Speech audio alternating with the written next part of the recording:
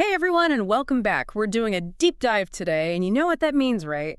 Lots of fascinating research to unpack. Exactly. And today we're tackling higher education in Cambodia. It sounds exciting. Oh, it is. It's a really complex landscape, but super interesting.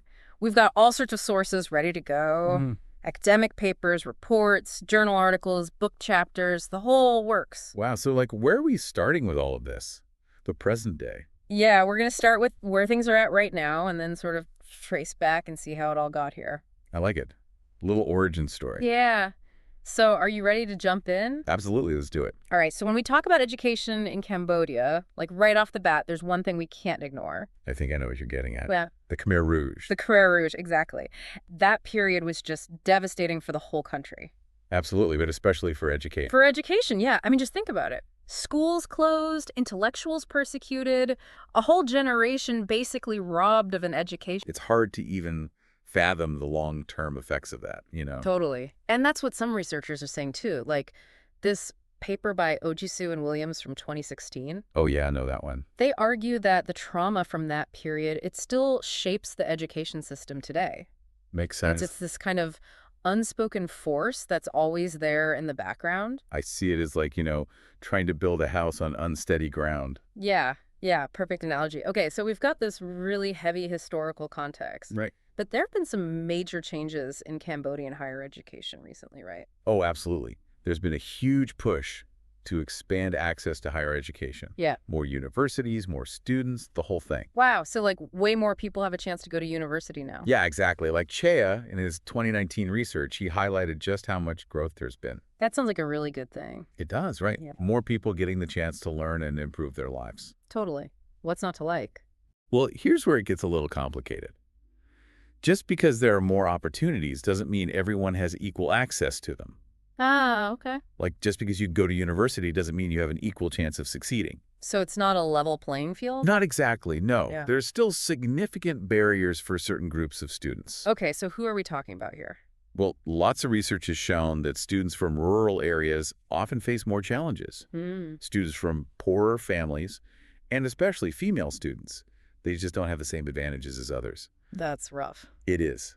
And Chea actually did some really insightful research back in 2015, specifically looking at the challenges faced by poor, rural female students. Wow, so he really zoomed in on a specific group. He did.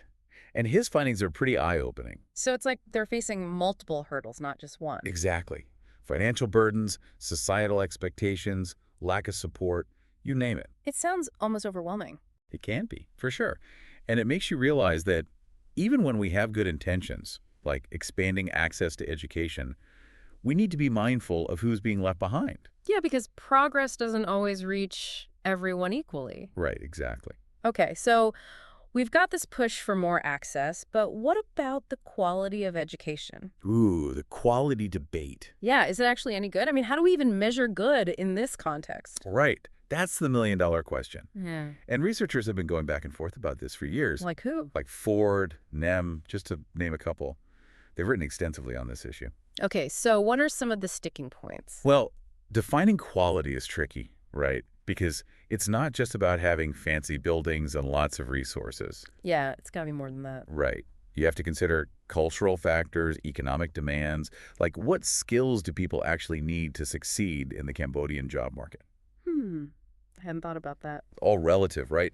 What's considered high quality in one context might be completely different in another. That makes sense. And then you have researchers like Thun who are raising concerns about what they call PhD inflation. Okay, I'm intrigued. What's PhD inflation? Well, basically, it's the idea that just because more people have PhDs doesn't necessarily mean the quality of education is improving. Ah, I see. So it's like having a fancy title, but not necessarily the skills to back it up. Exactly. And it raises questions about whether there are even enough qualified PhD holders in Cambodia to teach at a high level and conduct research. So it's like a quantity versus quality issue. Kind of, yeah. It's a complex issue, but definitely something to think about. Okay, so we've got access, we've got quality, but what about the actual learning and research that's happening in these universities? Well, that's where things get really interesting. There's this big push for Cambodia to become more than just a place for teaching. Okay. They want to be a hub for research and development. Ooh, ambitious. It is. And there's a paper coming out in 2024 by Hang and Sol that really dives into this whole movement. So who's driving this? Is it the government, the universities, or... Right. It's a bit of everyone, actually. Yeah. You've got the government pushing for innovation, universities trying to step up their game, and even private companies getting involved because they see the potential benefits. So like a collaborative effort? Very much so. Yeah. It's about recognizing that research and development are crucial for economic growth and social progress. So it's not just about churning out graduates, it's about creating new knowledge, new solutions. Exactly. And to do that, you need researchers. Of course. And this is where some really interesting research comes in. Hang, Hamid, and Kana actually talked to Cambodian academics about their views on research. Oh, wow. So they got into the minds of the professors. They did. And they published a couple of studies on this, one in 2022 and another in 2023. Okay, and what did they find? Well, one thing that kept coming up was the importance of professorships. Professorships. Yeah, like dedicated positions for researchers. Makes sense, yeah. And there's a paper that just came out this year by Chet and his team. They found that Cambodian academics see these professorships as essential for attracting and retaining top talent. So if you want good research, you need to support the researchers. Absolutely. It all ties back to that quality issue we talked about earlier. It does. It's all connected. And speaking of connections, Yeah. let's look at how Cambodian higher ed is connecting with the rest of the world. Have you heard of internationalization? Oh, yeah, that's a buzzword I've been hearing a lot lately. It is. And it's a trend that's gaining serious momentum in Cambodian higher education. Okay, but like, what does it actually look like in practice? I mean, it takes many forms. Student exchanges, partnerships with foreign universities, joint research projects, all sorts of things.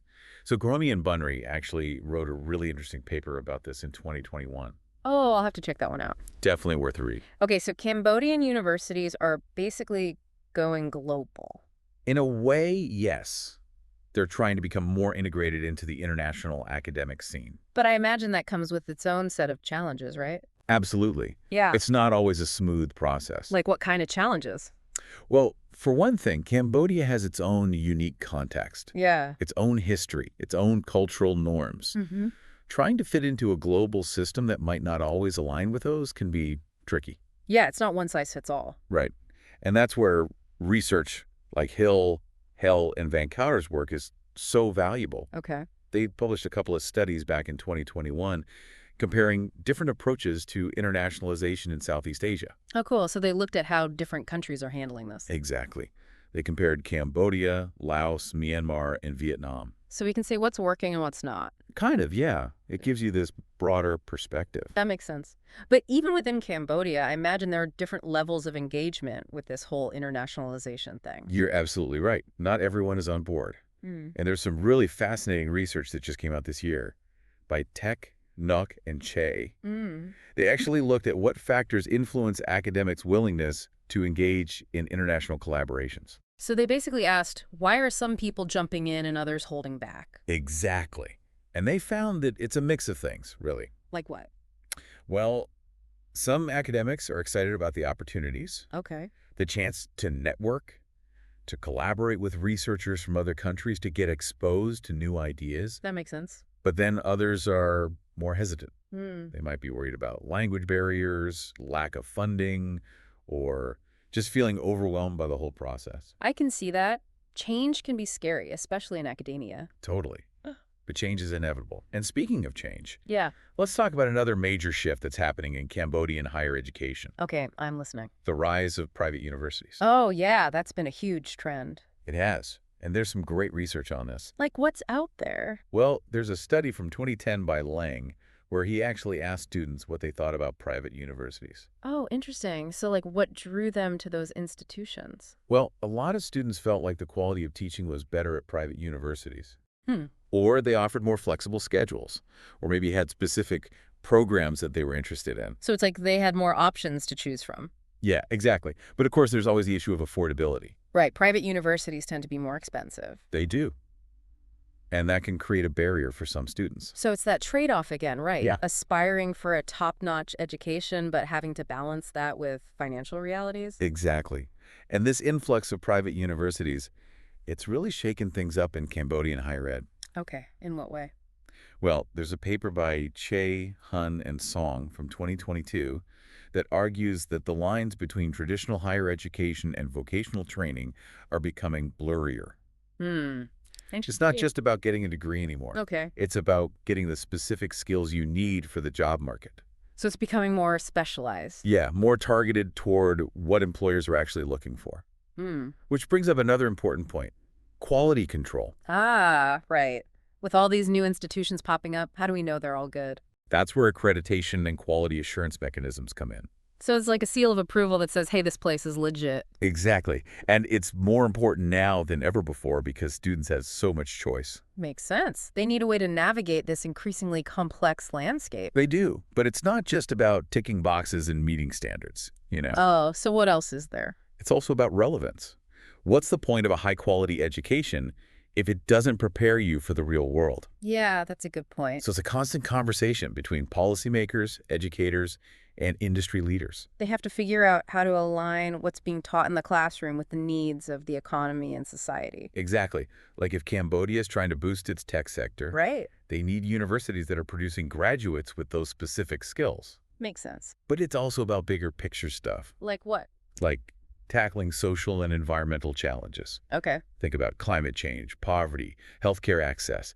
Education can play a huge role in addressing these issues. So it's about equipping students to be problem solvers. Exactly. Innovators, change makers. Yeah, I like that. It's not just about getting a piece of paper. It's about becoming an active and engaged citizen. It's about making a difference. It is. And that kind of brings us to a crucial point. Leadership. Who's steering the ship? Yeah. And specifically, Specifically what? what about women in leadership positions? Oh, that's a good question. Didn't Lefebvre, Meng, and Foreman Brown do a study on that? They did. Just this year, actually, 2024. It was a case study focused on women in senior leadership roles in Cambodian higher ed. Okay, so what did they find? Well, it turns out that these women leaders, they face a whole bunch of unique challenges. Like what kind of challenges? Gender stereotypes, cultural expectations, lack of support networks, things like that. It's not easy being a woman in a leadership position, especially in a field that's traditionally been male-dominated. I bet.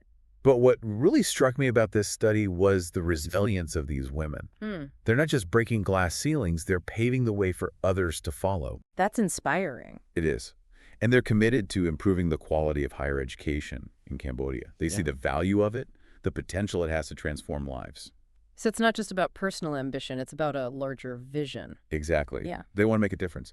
And speaking of making a difference, Yeah. let's get into the nitty-gritty of what's happening in the classrooms. What's the teaching and learning process actually like? Yeah, let's zoom in a little bit. Okay, so one trend that's gaining traction is this move towards more student-centered learning. Okay, so less of the traditional lecture format. Less of the sage on the stage and more of a guide on the side. I like that. It's about encouraging students to be more active in their learning. So they're not just passively absorbing information. Exactly. They're asking questions, problem solving, working collaboratively. It's a much more interactive approach.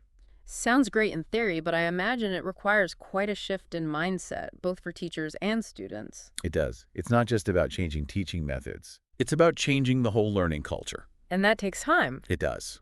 Time, training, and a willingness to embrace new ways of doing things. Okay, so student-centered learning is on the rise.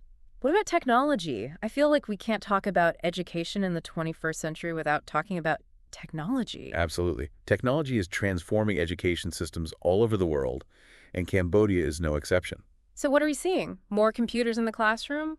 Online learning platforms? All of that and more. We're seeing online learning platforms, digital resources, and even things like virtual reality being used in Cambodian classrooms. Wait, virtual reality? That's cool. It is. Imagine being able to dissect a frog without actually dissecting a frog, Aha, I'd be into that. or exploring ancient ruins without leaving the classroom. Wow, the possibilities are endless. They really are. But of course, there are challenges too. Like what? Well, access is a big one. Right, not everyone has access to the latest technology. Exactly.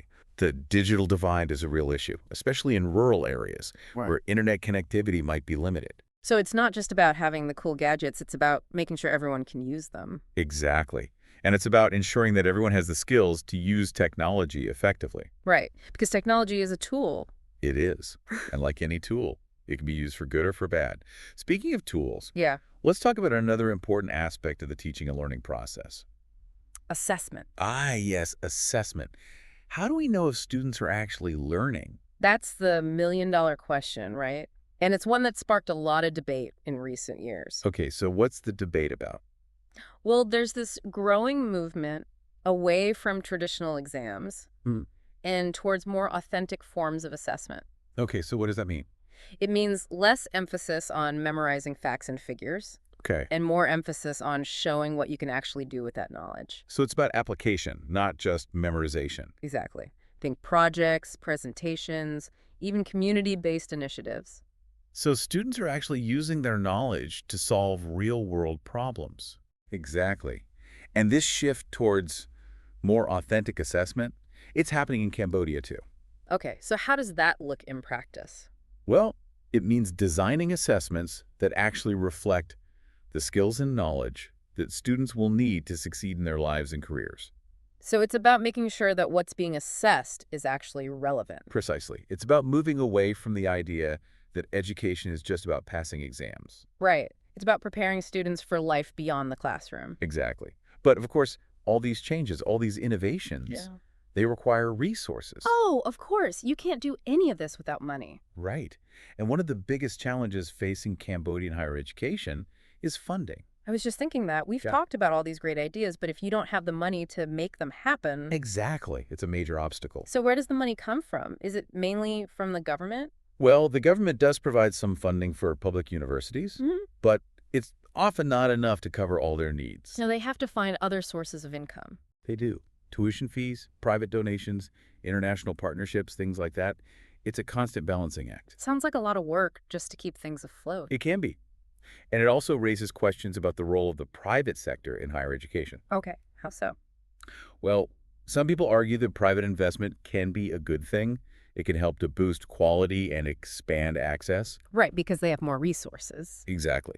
But others worry about profit-driven motives undermining the core values of education. That's a valid concern. It is. It's a complex issue with no easy answers. So it's like, on the one hand, you want to encourage investment and innovation, but on the other hand, you don't want education to become just another commodity. You've got it. It's a delicate balance. Okay, so funding is a major challenge. But what about support for students who might not be able to afford the rising costs of higher education? That's a crucial question. And it's something that needs to be front and center in any discussion about the future of Cambodian higher education. So it's not just about funding the institutions, it's about funding the students themselves. Exactly. It's about making sure that everyone, regardless of their background, has a chance to pursue their dreams. That's a great message to leave our listeners with as we take a short break. Agreed. Stay tuned for part 2 of our deep dive, where we'll explore some potential paths forward and discuss the broader implications of this fascinating journey. All right, welcome back, everyone. I hope you're ready for more because we're diving right back into our exploration of higher education in Cambodia. Lots more to uncover, that's for sure. Okay, so last time we left off talking about student financial support and affordability, Right. which is a huge factor, obviously. But there's another big piece of the puzzle we haven't really touched on yet. What's that? The role of English. Like, how does language play into all of this? Ah, yes. The language question. It's a big one. Because English is becoming increasingly important in Cambodian higher education. Absolutely. Yeah. And globalization is happening everywhere. Right. And for Cambodia to really compete on a global scale, English proficiency is becoming essential. I can see that. There's a study from 2014 by Hashim, Chileong, and Trapiche. Okay. They looked at the role of English in Cambodian higher ed and found that it's becoming more and more prevalent. So, like, are we talking English medium instruction? Yeah, exactly. Okay. EMI. That's becoming increasingly common, especially in certain fields like business and technology. Which makes sense, I guess. Right. If you want to work for a multinational company or study abroad, you need to be able to communicate in English. Totally. But I also wonder about the implications of this shift towards English. Like, what does it mean for students who might not have a strong English background? It's a valid concern.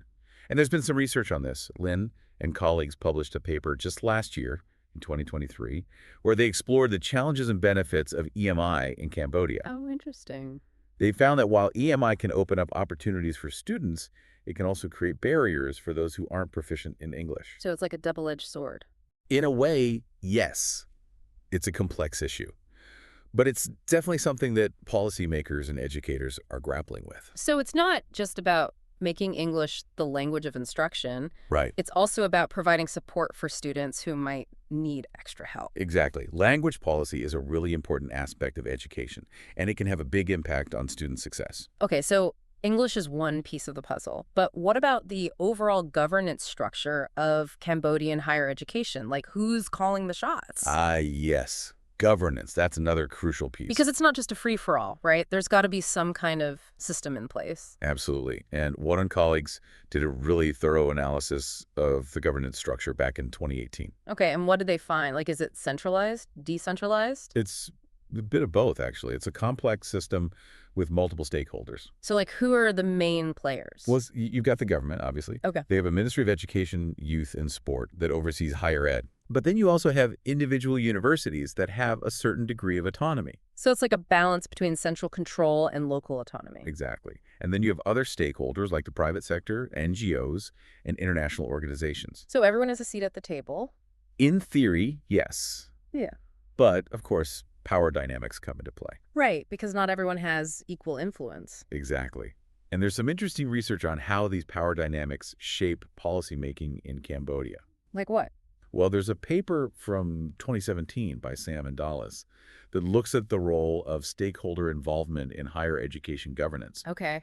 They found that while there's a push for more participatory approaches, there are still challenges, Like what? like ensuring that all voices are heard and that decisions are made in a transparent and accountable way. That makes sense. That's a work in progress.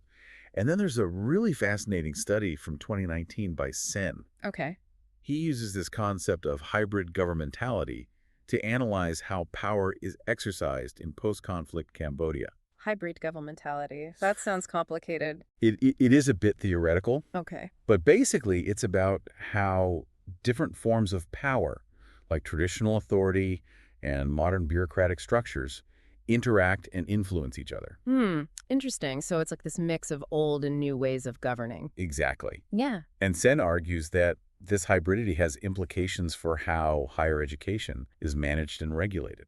So it's not just about the formal structures, Right. It's also about the informal networks and relationships that influence decision-making. Exactly. It's a complex web, that's for sure. It is. Okay, so we've talked about governance, but what about culture? Like, how do Cambodian values and traditions shape the higher education landscape? That's a great question.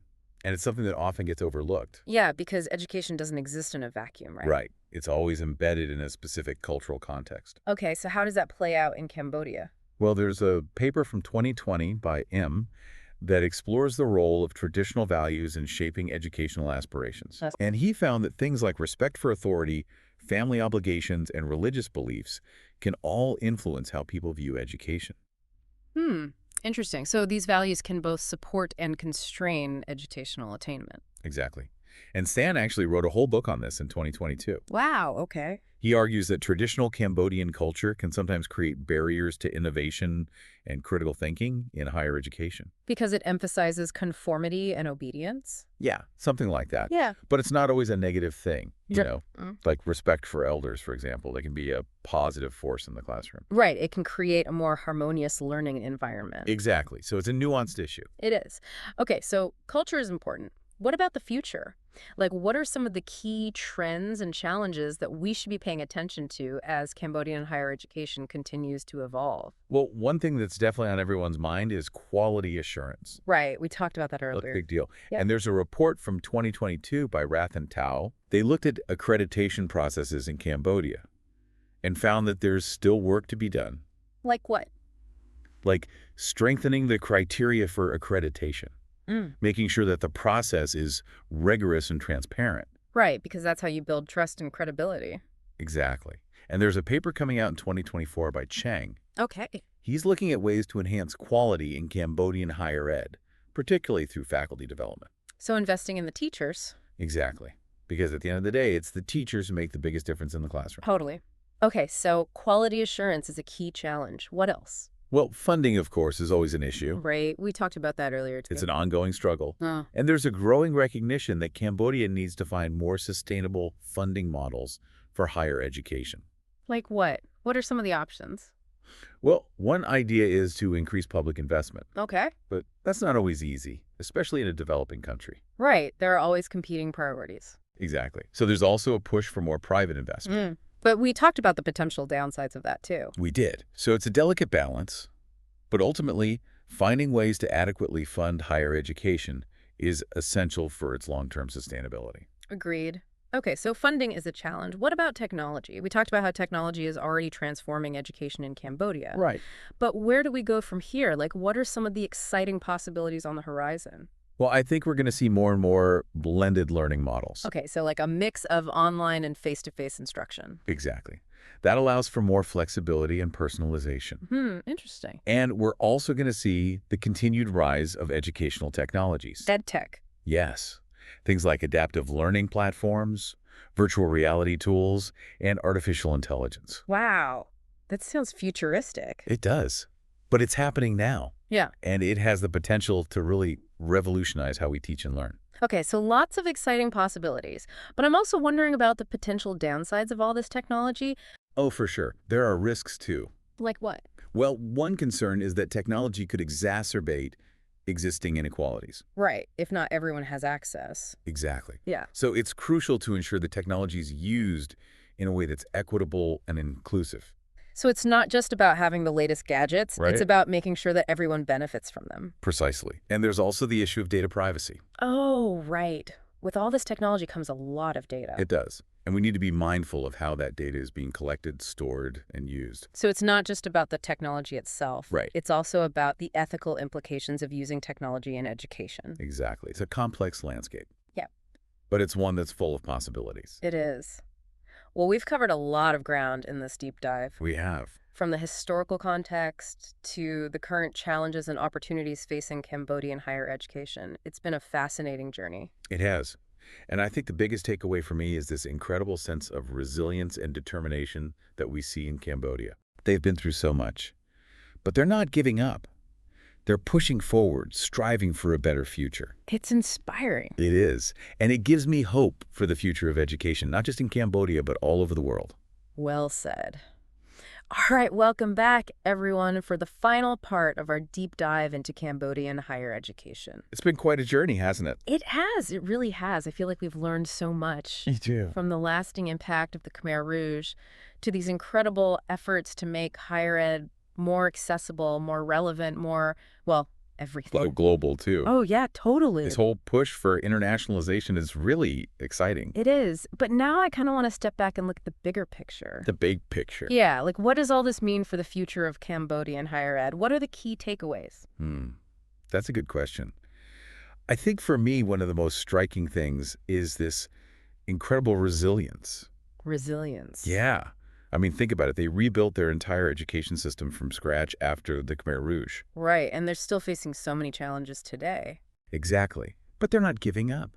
They're constantly adapting, innovating, pushing forward. It's pretty inspiring when you think about it that way. It is, and it makes me optimistic about the future. Yeah, totally. Okay. Okay, so resilience is key. What else? Well, I think it's clear that quality matters. Quality, yeah. Whether we're talking about teaching, research, or governance, there's this real emphasis on quality improvement. And accountability, too, right? Oh, absolutely. Accreditation, quality assurance mechanisms, all of that is crucial. Yeah, because it's not just about expanding access. Right. It's also about making sure that the education people are getting is actually good. Exactly. Yeah. And I think we also see this recognition that education needs to be relevant. Relevant. Yeah, like it needs to meet the needs of the Cambodian economy and society. So it's not just about ivory tower knowledge, it's about practical skill. Exactly. It's about preparing students for the real world, Yeah, for the challenges and opportunities they'll face after they graduate. makes sense. Okay, so we've got resilience, quality, relevance. What else? Well, I think we also have to acknowledge the importance of culture.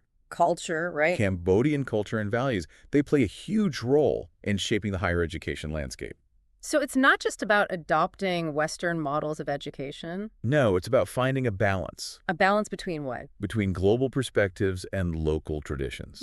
So it's like think globally, act locally. Exactly. You could be part of a global network, but your actions should always be rooted in your own context. I like that. Okay, so what about us? Like, what role can we play in supporting Cambodian higher education? That's a great question. And I think there are lots of things we can do. Like what? Well, for starters, we can support organizations that are working to improve access to education, Okay, yeah. especially for those who are most marginalized, like girls in rural areas. Right, because equity is crucial. It is. And we can advocate for increased funding for higher education, both within Cambodia and from international partners. Because money matters. It does. But it's not just about throwing money at the problem.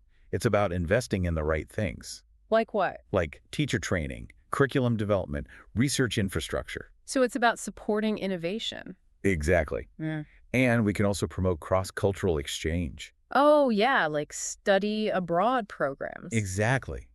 Imagine Cambodian students getting the chance to learn in different countries, bringing back new ideas and perspectives, and international students coming to Cambodia, immersing themselves in the culture, contributing to local research projects. That's a really cool idea. It's about building bridges, creating connections. It is, and let's not forget about the power of technology. Technology. Yeah.